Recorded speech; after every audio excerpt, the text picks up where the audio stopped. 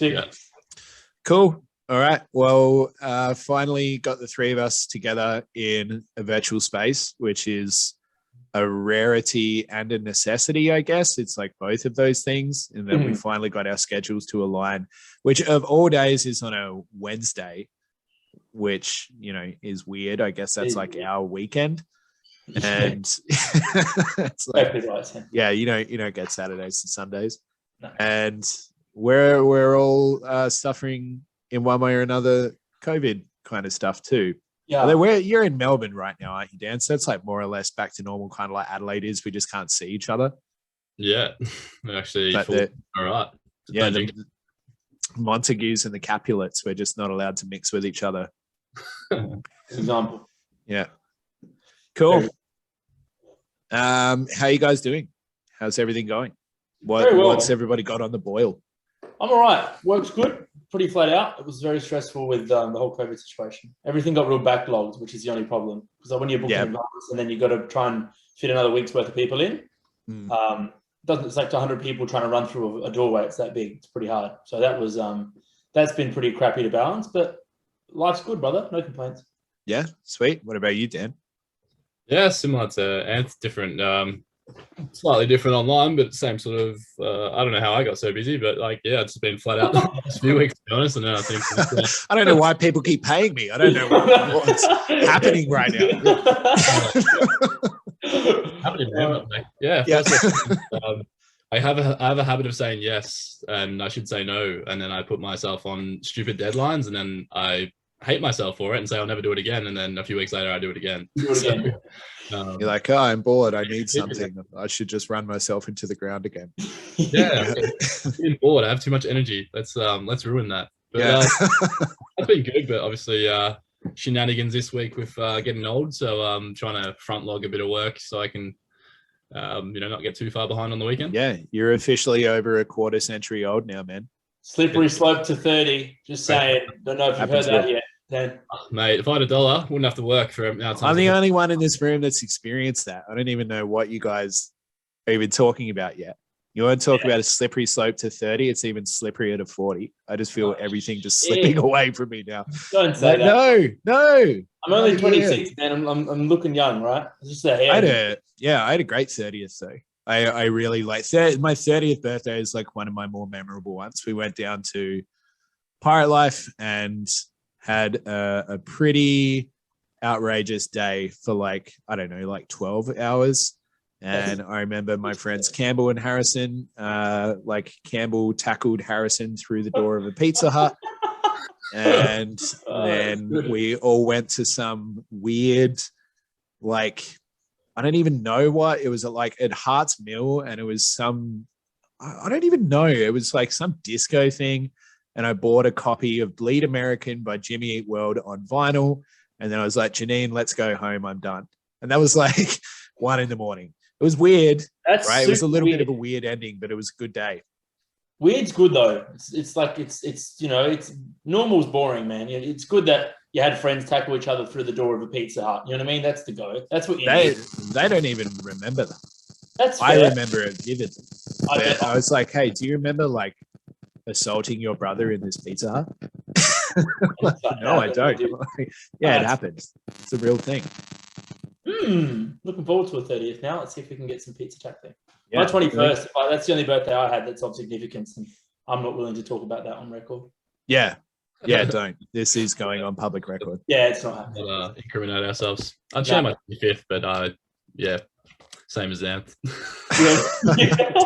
Just plead the fifth. Your birthday events here. Very different to yours. Yours is very chilled. It's like let's just say our style of music sums up our styles of parties. Yeah, your terrible music and your terrible parties. Then great music, probably. Doof. No, please. Need some distortion in there somewhere. That's God. Makes me happy. I feel like a grizzled old man. You know, that like meme where it's like, or even that picture. It's like Abraham Simpson. It's like old man yells at sky. That's like me when I talk about music now. I'm just like, people bring it up. I'm like, don't make me listen to that.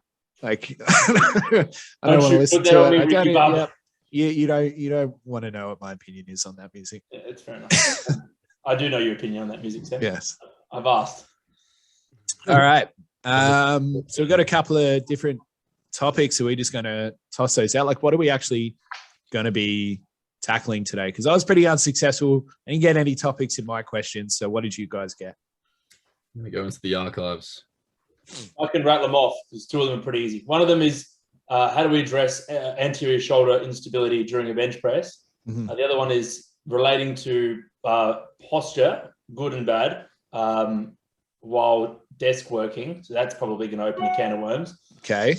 And the third and probably most important one is who would win in a fight between the three of us. So, the people that's an easy answer. Oh yeah.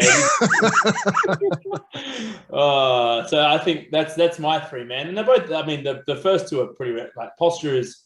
I mean, obviously we could probably rant about that most of the day, I reckon. Yeah. Anterior instability when bench pressing. I know about anterior instability. I'm not very good at bench pressing, but I know. It's like my I don't know. My response to that is almost like, how do you know it's instability? Like, how are we actually defining an instability? Like, by what sort of parameters are we saying that it's an instability issue? Fantastic conversation, I think. Right? Yeah. Dan, I've got one which Sam will like. What are your thoughts on a perfect vertical bar path in a barbell back squat? Oh, yeah, bring it. And then the next one is, it's actually the same question worded twice. I don't know which one to read. When do you know it is time to rebuild your technique on lifting and take off weights? Or when do you know it is time to add weights to your lift? I mean, those aren't bad questions, right? I think they're like decent questions in the sense that the vertical bar. They're common, right? Yeah, like they come up a lot. So I think it's worth diving into. It's worth answering. Absolutely. Yeah. All of them are reasonable questions, I think.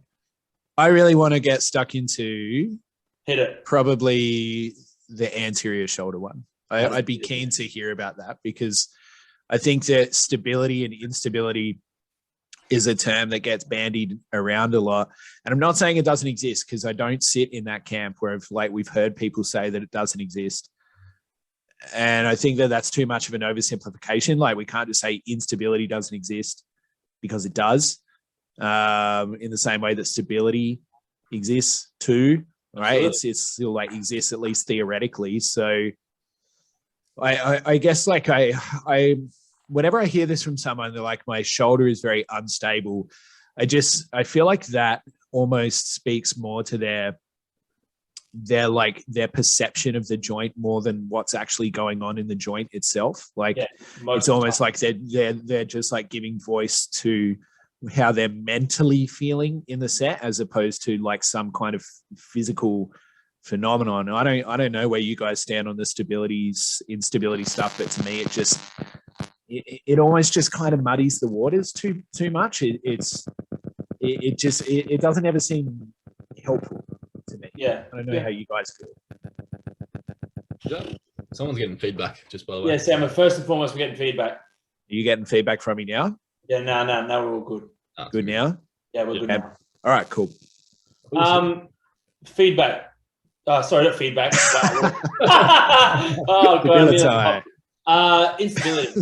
It is a tricky one. I think a lot of people's like, I have instability. I agree with you. I think it has a lot more to do with probably joint perception versus actual instability. Because over in physio land, if you're talking to me about an unstable shoulder, then that shoulder has to have at some point either experienced a significant instability episode, whether that be a dislocation of some description or a subluxation, or has to have some sort of genetic or congenital abnormality, right? Whether you've got sort of weird collagen disorder, which means that you've got more laxity, like an Ehlers-Danlos or something like that. Apart from that, if someone's coming to me and saying my shoulder's unstable, that's when I think you can start to divide things into two different camps. Like, is this what I would call like a structural instability, or is this more of like an active instability? Whereas, you just don't quite have the capacity to either coordinate or activate or have insufficient strength around the scapula or the cuff, or both normally, in order to be able to actually do the tasks that you want, right? So kind of that's my stance is, which basket do you fit in? And is there some sort of underlying pathology that's precipitated what we're dealing with? What do you reckon, Dan? Took the words right out of my mouth. I like this bloke. The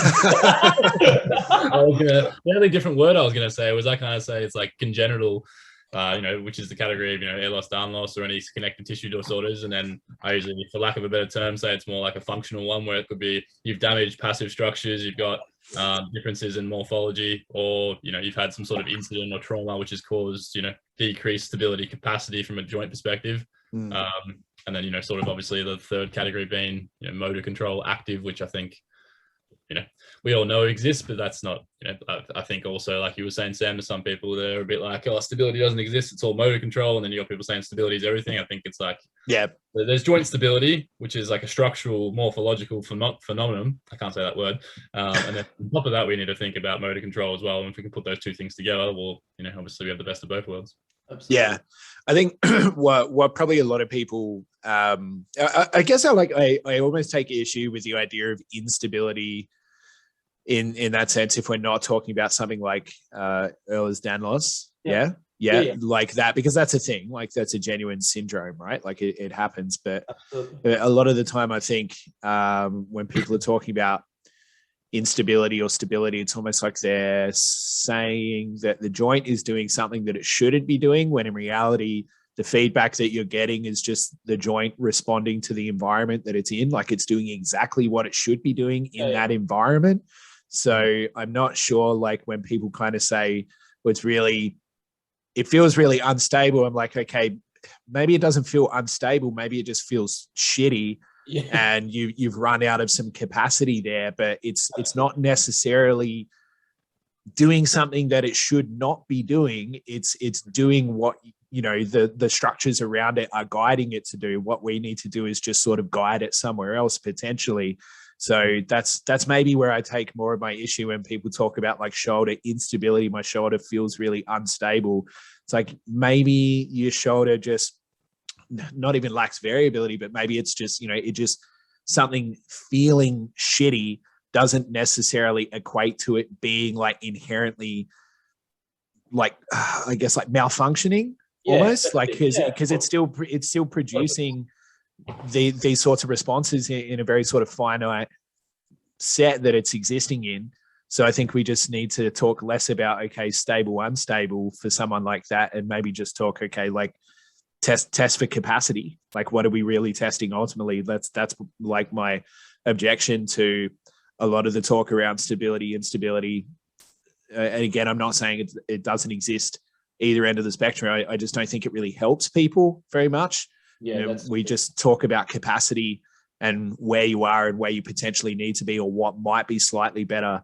I think it helps. And whenever I hear people say, I have anterior shoulder instability, unless there's a massive trauma there or a syndrome, then I think there's just a big misunderstanding in language that we can guide people away from. You've nailed it. The language bit's huge. I think it's sometimes I tend to find it's just like a poorly articulated explanation of what they're actually feeling. Like when you probe, it's like, is it unstable? Like, do you feel like, using words like, are you unsafe, or would you be comfortable throwing a ball? They'll be like, oh, of course. I'm like, well, that's pretty hard. Like, you got to throw it and you got to whip it, and you're pretty happy to do that. So is it unstable, or is this just the fact that, your shoulder is unable to give you the capacity, as you said, you want in a given position? And then it's also the word unhelpful. I completely agree with you, man. It's like when we think about labeling, which is like called nosology, when we in physio land, it's like, the labels that people give themselves or each other. Unstable is a shit word to walk around with, man. You don't want that, right? You walk around and say, I can't bench because my shoulder's unstable.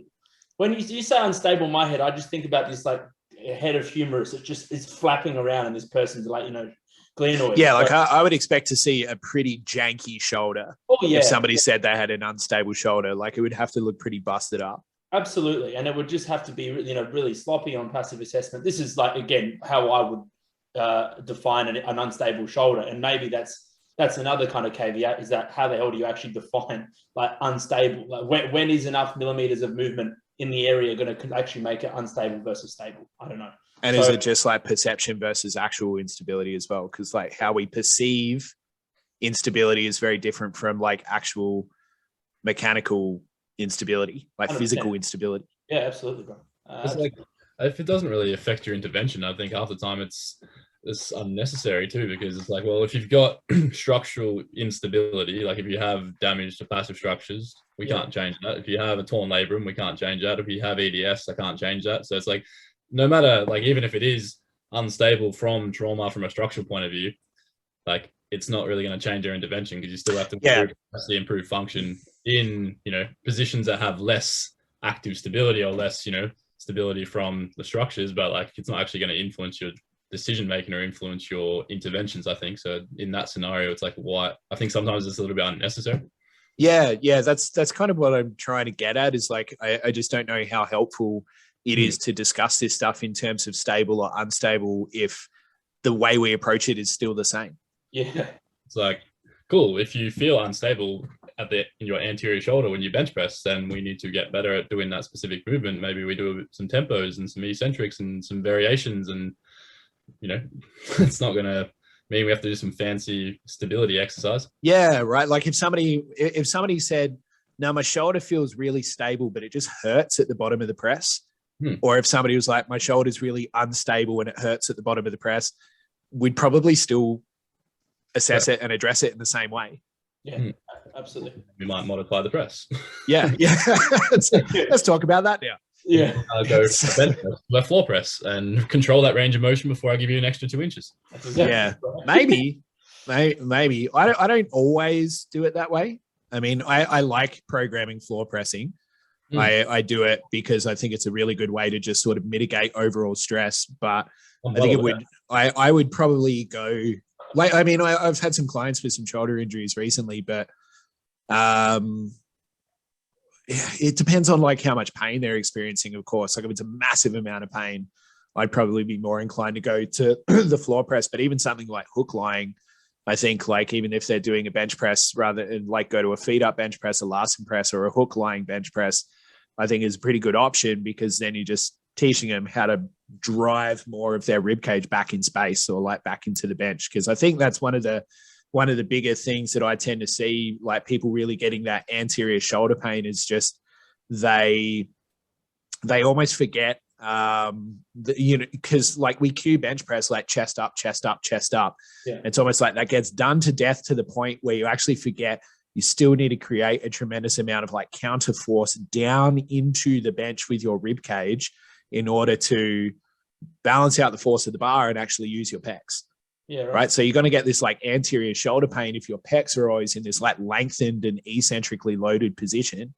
So if you can't shorten your pecs and drive your thorax, your thoracic down into the bench, then you're going to have a lot of issues with that. I don't think it'll go away. So I think like addressing it with more pec dominant variations, but you don't necessarily need to reduce the range, like a hook lying or feet up Larsen, like I said, and then incorporating more reaching too. And honestly, like giving people more pec pumps more often is also good. Absolutely, always. I don't even know what the freaking problem is, but I always think that's an answer. Yeah, it's like, you know, we'll probably end up talking about knee pain as well, but it's like, I've said it before, it's like, I've never met anyone whose like quads were too strong. Like, you know, like, oh, you've come in and your quads, they're too strong. Like we need to actually get your hamstrings stronger to balance out your insanely strong quads. It's like, no, they're like quad dominant doesn't mean quad strong. It just means that the quad is taking over, but it doesn't mean that it's strong. The same way with like pecs, people are like, no, you're very pec dominant. You shouldn't do any pecs. It's like, do more pecs. Yeah. Like do more of it, right? Like there's no way they're too strong. That's my opinion on it, and how I'd go about starting to maybe address some of that. But then there's all sorts of crazy shit that we could go into as well, like manubrium expansion and everything like that too. It's true. Well, it's like an option, right? Like you could look at it because it plays like it plays a little bit of a part, but like how much of a part it does play, like, you know, look, I don't know if Julius Maddox worries about his manubrium very much. No, I don't. You know, he's just Julius Maddox. He just benches 350 and probably like he'd be like, I don't know what a manubrium is. Get out of my way, man. Let me crush you and this way. Absolutely right, man. Yeah, the benching, that was super interesting. The actual like getting more like depression and then kind of encouraging yourself to push more into the bench press. I've never thought of it like that, man. Ever. That's really good. I mean, really good. It's like you need like for every force, you need to be able to create equal and opposite force, right? So you got force from the bar, you still need to be able to create an equal and opposing force from the rib cage. That's why you're driving with your legs. Yeah, that makes a lot of sense. Smart dude once said that. Yeah. We don't need to bring him up. Yeah, I said that. That's actually Sam's law. That's actually Sam law of bench press. Yeah. Have you trademarked that one as well? Hey, have you trademarked that one? Yeah, after an apple fell on my chest the other day, I came up with it. Isaac. Yeah. That's without kind of. Hopefully, we didn't rip that person that asked the question to shreds. No, I mean that's only my strength. Like that's only one perspective, right? Like that's just strength. That's how I look at things. But I don't know how what you guys start to think when you start to hear that. Well, generally, when I see people coming in and talking to me about instability, the first thing I want to look at is like, is this person actually unstable? Like, because sometimes they are. I do see a fair few anterior shoulder dislocations. I do. So, would I get this person going straight back onto doing some bench presses? Yeah, maybe actually. If they weren't that sore, I wouldn't be super apprehensive, to be completely honest with you. But again, I'm going to say the first, it depends of the podcast, and here it is. It depends, man. Right? If I've got this person that's come in and is horrendously inhibited, and they are struggling to even do low-level stuff, well, then I'm going to probably get them doing that first because of two reasons. One, I bet you they're in a hell of a lot of pain. And irrespective of what's going on, if you're in pain, you're probably not going to do a fantastic job of an exercise. Once that's combated, then I'll be looking to progressing them into more difficult stuff, like the things that they're not doing because of the discomfort, and then into things like bench press as well. So, look, if we're going to answer this question to this guy, from a physio summary is, first and foremost, go find out if you actually have a legitimate instability. Have you anteriorly dislocated? Have you done anything else? Or are you predisposed to it from any of the pathologies that Dan was talking about before? If you do, then address them, because that's probably going to be, at some point, at the very least, it's going to be a ceiling, right? It's going to cap you from doing any better in the lift than what you would have been doing previously. If not, then go talk to some people about doing a better job of the actual exercise, right? Perform better, do better. That's it. Simple as that. Yeah. Well, I've got a fair few as well. And like one of my good clients, won't name names, but like came to me and it's had a pretty similar issue. He had like 4 dislocations on his shoulder. He wants to do a powerlifting competition now. So I'm sure you can figure out who he is, Sammy. But so I mean, it was a similar situation. It's like I actually quite like bench press and floor press and variations of pressing when done correctly. Again, like another caveat to it is, are you actually with them and can you do it properly? Because if you're prescribing bench press and they're doing it with horrible technique, it's like, well, that's obviously going to exacerbate it. If you can be with them and teach them how to properly retract the press, pull their rib cage back. It's like, if we think about anterior translation, it's like, well, if we can get them to actually posteriorize the humerus and actually drive that into the splenoid, we're going to help with stability, from a structural point of view. So it's like, I think it's actually, as much as people shit on the bench press and variation saying it's bad for shoulders, I think one of the best things in my experience personally with a lot of shoulder dislocations and shoulder instability has been teaching people how to get strong at pressing again, because you're getting them into that position and then training motor control, training strength, building capacity, obviously alongside all the accessory work to, working on reaching, working on, imbalances. But I think when done correctly, it's actually one of the best tools in the toolbox. But again, it's like, are you with them and can you make sure they're doing it properly? Yeah. If you can, awesome. If you can't, I had a client come in this week who was very, very similar, but he's working with another coach and it's all online. So I was like, I'd love to go through this and give it to you, but I just don't feel confident. So for him, it was a lot more, traditional shoulder, early stage rehab stuff, because like, I just don't feel confident being like, here, do a bunch of pressing, even though the pressing's fine, just because obviously the technique component would be, and he was very apprehensive and in a bit of pain. So it just didn't make sense in that context. So perfect example. Depends. Yeah, I think it's always going to depend on the presentation, right? Like every time. I mean, massively. So, I mean, I worked with a CrossFit athlete recently, like Masters CrossFit athlete, and when she came in, had a tremendous amount of anterior shoulder pain to the point where she couldn't sleep, like really, really rough. And all I really noticed was that her shoulder flexion had massively diminished. and that all the mechanisms for extension were coming from the rib cage. So it was just like this massive like amount of compression in the thoracic, right? And so it's that we went through just restoring a bit of shape and depth to the rib cage through some breathing, and it started to resolve really quickly. We started to go through things that were actually like more flexed. But at the same time, we can't just use that as a cure-all for all anterior shoulder pain, because if somebody came in and they had like a lot of shape and depth, like that sort of like convex shape to their posterior rib cage, I would have to be thinking it's probably coming from somewhere else. Yeah, sure. So again, it really does come down to that presentation. In my experience, people do a lot of really, really ineffective lat training. People do a lot of really poor retraction. Like I tried explaining to someone, like, your retraction is minimal. Like when you retract, if you lock your rib cage and then try to retract, it's very small. It's not like this, right? Like it's not this like huge movement. It's just a tiny amount of movement.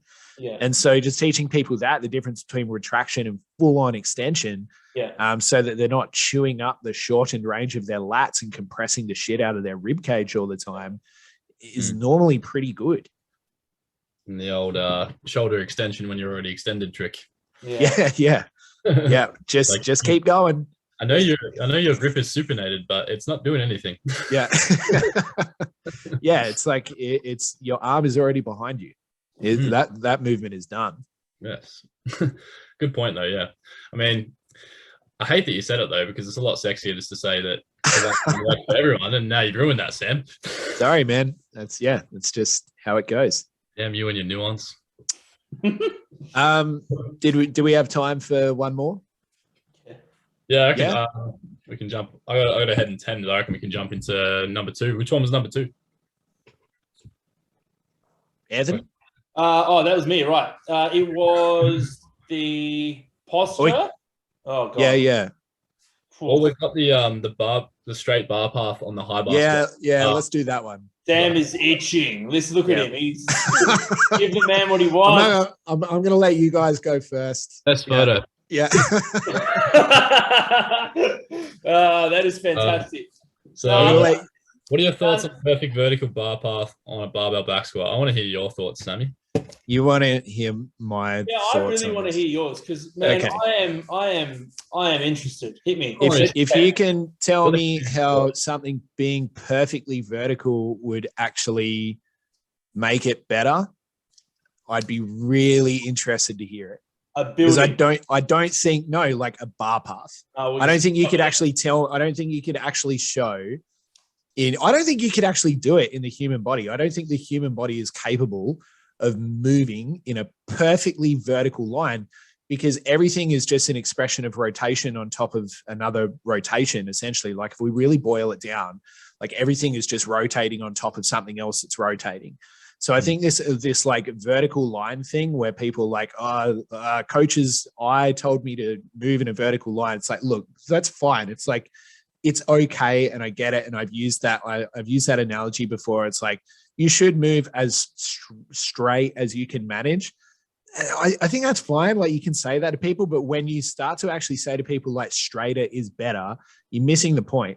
Because if you're assuming that straighter is better, and that somehow is smarter than the human body's ability to organize itself under load, which I personally feel is going to be way smarter than a straight line that you drew on an app.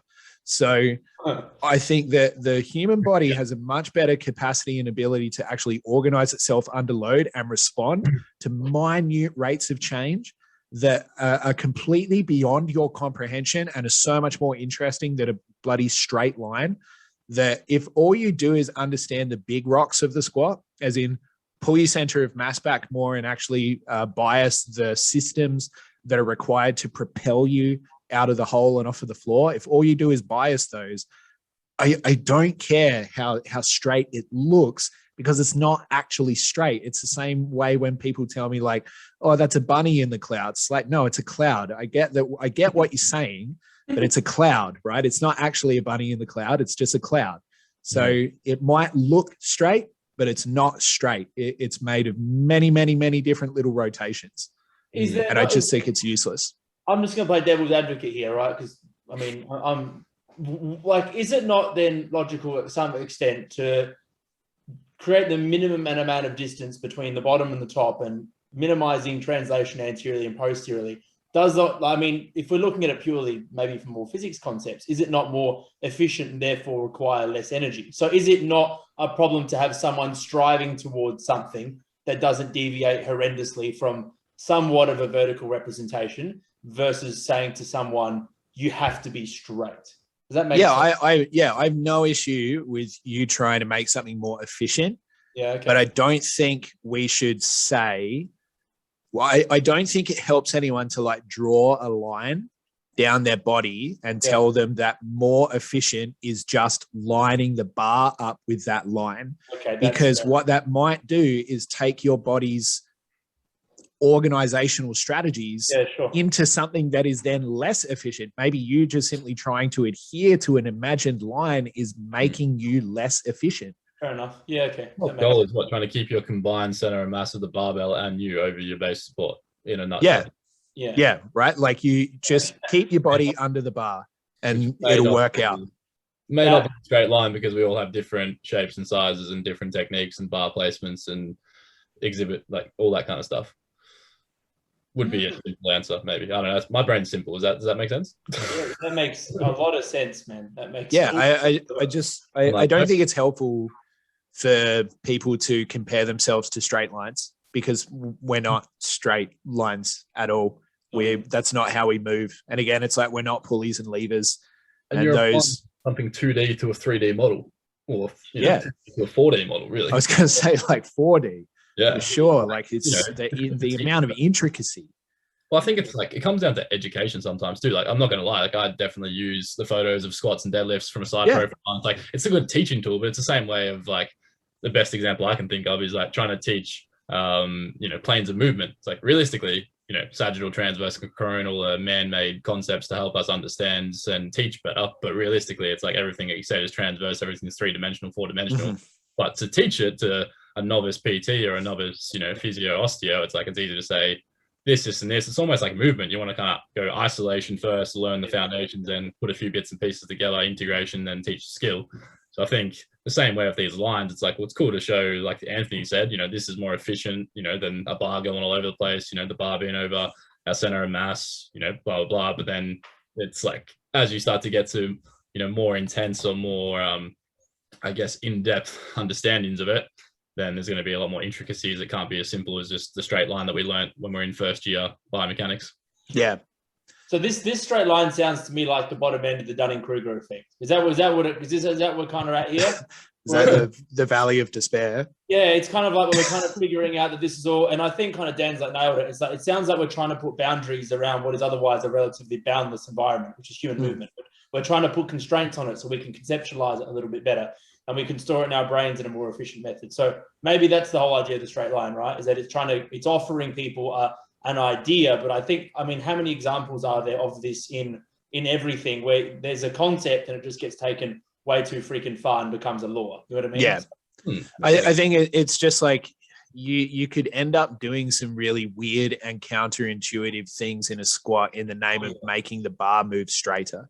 And that's not what that's what I'm not okay with. Yeah, that's though I would rather it deviate slightly, but have you move in positions that make more sense. Yeah. Which is more efficient, even though the bar's not. Yeah, that's right. So it's like I teach people, especially probably over the last 12 months, to retract less in their squat. Right. And it's to take away this sort of flatness in this straight. Yeah. To take away this like flatness in this. Said I wasn't to get bullied on this podcast. I'm not calling you out. You just happen to be here. So like, just teaching people how to flex more, but I'm not actually doing, I'm not teaching them how to flex more. I'm teaching them to be comfortable with more flexion, but really what I'm teaching them how to do is like pull more weight back, because that just happens to be a product of, or flexion happens to be a product of you doing that. So, I would rather have somebody not fall forward, and have it look maybe a little less than conventional, but have them be a much better squatter because of it. You would actually be very happy with me the other day, Sam. I almost, I didn't tell you this on my check-in, but it all comes out now. I almost in the public eye.